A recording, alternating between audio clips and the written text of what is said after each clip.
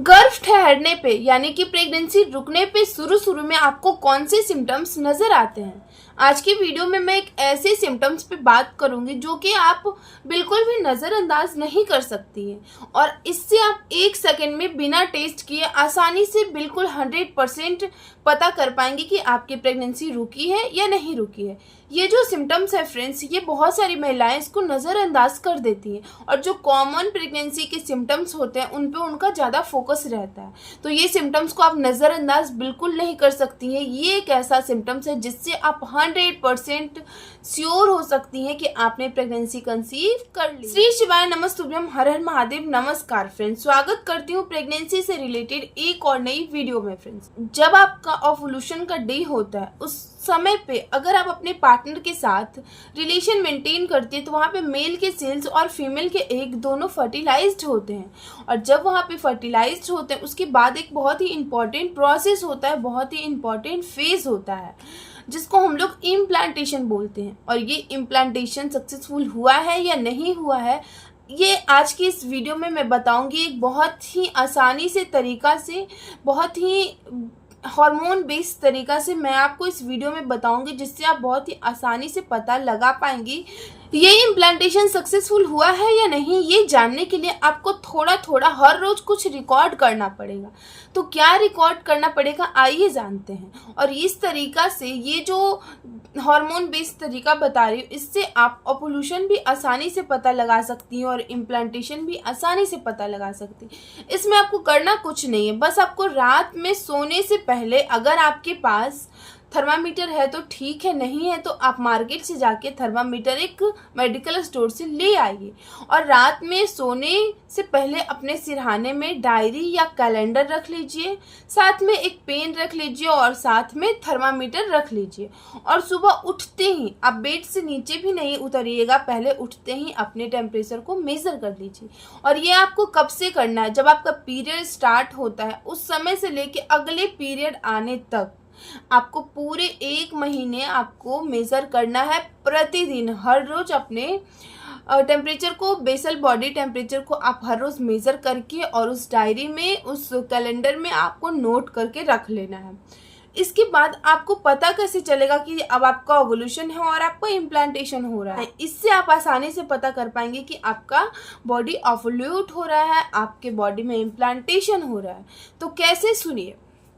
जब आपका इम्प्लांटेशन हो रहा होता है उस समय क्या होता है कि जब आप पीरियड के डेट से लेके आप पूरे टाइम तक, पूरे एक महीने जब आप मेज़र करती है अपनी बॉडी का टेम्परेचर, तो पीरियड के डेट से लेके 14 दिन, 14वें दिन के बाद का जो भी टेम्परेचर आप मेज़र कर रहे हैं उसमें आप गौर कीजिएगा। 14 दिन तक का जो टेम्परेचर है वो रेगुलर आएगा। उसके बाद आपको एक डीप नज़र आएगा, एक गिरावट नज़र आएगा आपके टेम्परेचर में 1 से आधा डिग्री तक का, ज़्यादा नहीं, 1 से आधा। 14 दिन के बाद, जिस दिन भी आपकी पीरियड हुई है उस दिन से लेके 14 दिन के बाद जो बाकी के 2 सप्ताह बचते हैं उस समय आप में थोड़ा सा 1 से आधा डिग्री गिरावट नज़र आएगा। इससे साफ साफ ये पता चलेगा कि आपके शरीर में इम्प्लांटेशन हो रहा है, आपके शरीर में इम्प्लांटेशन हो रहा है और अब आपका बेबी कंसीव हो जाएगा। और उसके बाद भी आप डेली मेज़र कर रही हैं तो उसके बाद आपको फिर एक इंक्रीजमेंट नज़र आएगा, एक बढ़ा हुआ हाई इंक्रीज नज़र आएगा टेम्परेचर। एक छोटा सा डीप के बाद, डीप कितना होता है, 1 से आधा डिग्री का डीप होगा। उसके बाद आपको टेम्परेचर हाई होते जाएगा और ये जो टेम्परेचर बढ़ता हुआ दिखेगा, इससे साफ साफ पता चलेगा कि आपके शरीर में प्रेगनेंसी कंसीव हो गई है और प्रोजेस्टेरॉन का जो लेवल है वो बढ़ रहा है। और प्रोजेस्टेरॉन का लेवल जब बढ़ता है तो प्रेगनेंसी कंसीव हो जाती है, उसके बाद ही आपके शरीर में प्रोजेस्टेरॉन का लेवल बढ़ता है।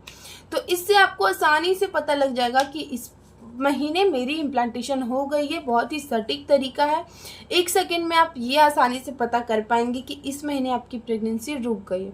और जैसे ही आपका इम्प्लांटेशन सक्सेसफुल होगा उसके जस्ट बाद, जैसे ही आपकी प्रेगनेंसी कंसीव होगी उसके जस्ट बाद बहुत सारे चेंजेस आपके शरीर में आने शुरू हो जाएंगे, जैसे कि मूड स्विंग्स होना, टेस्ट में चेंजेस होना, सबसे इम्पॉर्टेंट थकान होना, और उससे भी इम्पॉर्टेंट फ्रीक्वेंट यूरिनेशन की प्रॉब्लम होती है, आपको बार बार टॉयलेट जाने की। प्रेगनेंसी में तो मैं बताऊं, मैं खुद का एक्सपीरियंस बता रही हूँ फ्रेंड्स, प्रेगनेंसी में ना वॉशरूम जा के मैं परेशान हो जाती थी हर 15 से, और ऐसा टॉयलेट आएगा ना कि आपको मतलब बर्दाश्त नहीं होगा। जैसे कि नॉर्मल बॉडी का जो टॉयलेट आता है तो हम लोग आधे घंटे तक 10 मिनट तक बर्दाश्त करके रह लेते हैं, लेकिन जब प्रेगनेंसी कंसीव होती है, तो मैं पर्सनल एक्सपीरियंस बता रही हूँ कि जब प्रेगनेंसी कंसीव होती है तो मतलब ऐसा टॉयलेट आता है कि 1 सेकंड भी लगता है कि ना रुके, बस आया और जल्दी से वॉशरूम में जाके आप पास कर लो। इस तरह का आपको फ्रीक्वेंट यूरिनेशन होगा, हर 15 से 20 मिनट पे आपको वॉशरूम जाना पड़ेगा। तो ये सारा सिम्टम बेसल बॉडी टेम्परेचर के साथ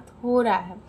जैसे ही आपको इम्प्लांटेशन सक्सेसफुल हो जाएगा, आप बेसल बॉडी टेम्परेचर मेजर कर लीजिएगा, आपको कंफर्म हो जाएगा कि आपकी इम्प्लांटेशन सक्सेसफुल हो गई है। उसके बाद ये सारा लक्षण अगर आपके शरीर में नज़र आ रहा है तो आपने प्रेगनेंसी कंसीव कर ली है। माता रानी से यही दुआ करूँगी कि हर बहन का, हर औरत का गोद भरना माता रानी, क्योंकि हर औरत चाहती है कि मैं भी माँ बनूं।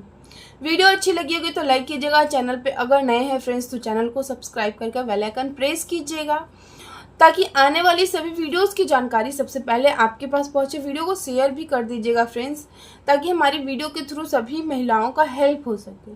जय माता दी।